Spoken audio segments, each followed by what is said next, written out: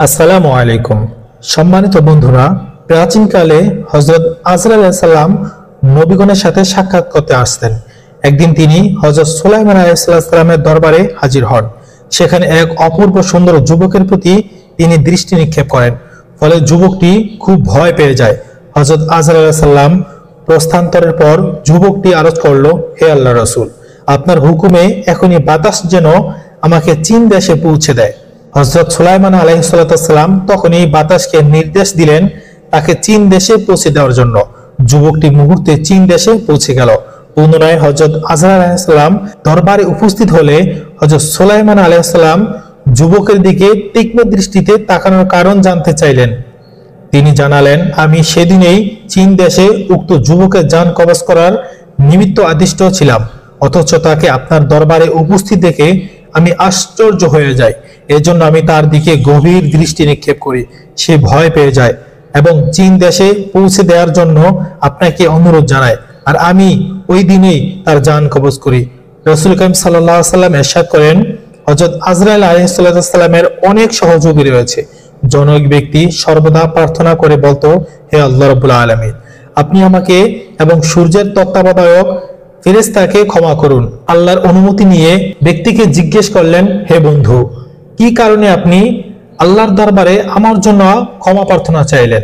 উত্তর তিনি বললেন, আমার মনে একান্ত আশা আপনি আমাকে আপনার অবস্থানের জায়গায় নিয়ে যান এবং হযরত আজরাইল আলাইহিস সালামের কাছে গিয়ে তার থেকে আমার মৃত্যু সম্পর্কে জেনে আমাকে জানান।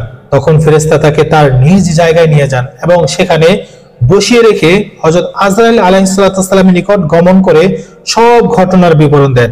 হযরত আজরাইল আলাইহিস সালাম সব কিছু শুনে তার পুস্তিকা দেখে বললেন, যে পর্যন্ত এই লোক সূর্যে অবস্থান না করবে ততক্ষণ পর্যন্ত তার মৃত্যু হবে না।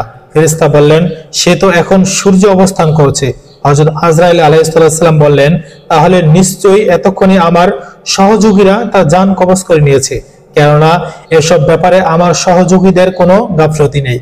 অতঃপর সূর্য চালক ফেরেশতা ফিরে দেখলো সত্যি তার বন্ধুর প্রাণ হরণ করা হয়েছে।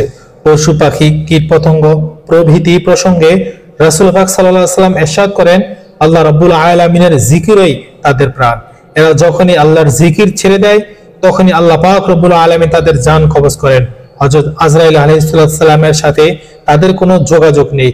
এ ব্যাপারে আরো বর্ণিত আছে, প্রকৃতপক্ষে আল্লাহ পাক রব্বুল আলামিনই সকল প্রাণীর জান সংহারক।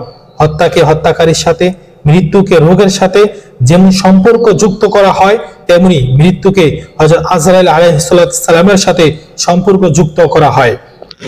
সম্মানিত ভিউয়ার্স, আজকের মতো এই পর্যন্ত ভিডিও। পরবর্তী ভিডিও পেতে অবশ্যই কমেন্ট বক্সে কমেন্ট করে জানাবেন।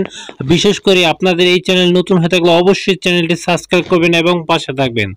আর চ্যানেলে যদি কোনো সমস্যা হয়ে থাকে অবশ্যই আপনাদের মতামত অবশ্যই কমেন্ট বক্সে জানাবেন। আর ভুল ত্রুটি হয়ে থাকলে অবশ্যই আপনাদের ক্ষমা প্রার্থী।